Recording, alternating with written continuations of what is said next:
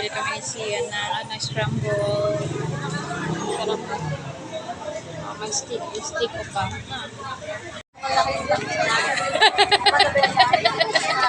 Tuwan-tuwa ang Jade, sinundo ko na.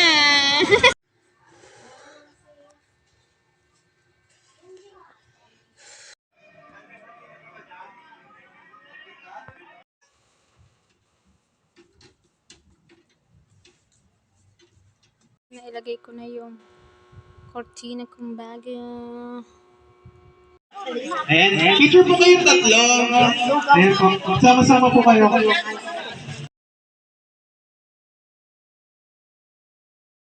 Yun nga, ito ang kaganapan dito sa episode na to, na hinahatid ko anak ko sa school at sinusundo ko yung pinsan ko na si Jade. Ayan, nagulat nga siya at nandun ako kasi minsan kasi pag marami akong gawain is hindi ko siya nasusundo talaga kasi marami talaga akong ginagawa. And then, ayun, kinabit ko ng kortina na pangharang sa kwarto kasi wala pa akong plywood na pangharang. At yun nga, naglinis ako sa likod kasi para mapicturean ko talaga na malinis doon. Kasi hindi naman pwedeng sa amin ang basura kasi syempre hindi naman kami nagpupunta sa likod kasi hindi pa ayos yun, hindi pa gawa yun. Yun nga, may pa-zumba. At yun nga, kasama ko mga kagrupo ko, mga kasama ko.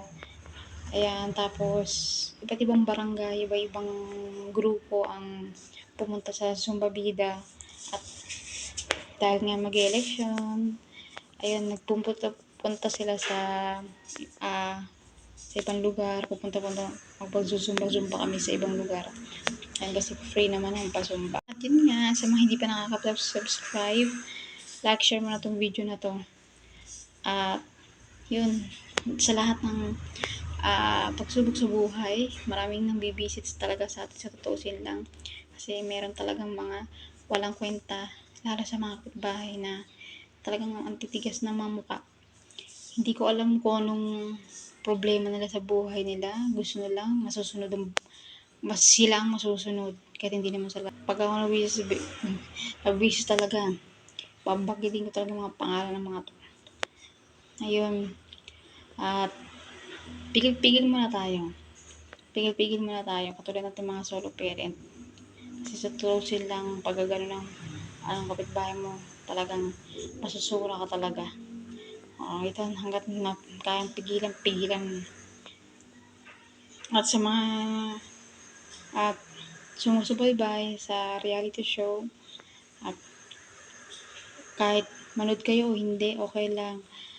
At least kahit paano yung mga ganap sa buhay namin mag-iina, fight lang. At sa mga katulad ng mga solo parent,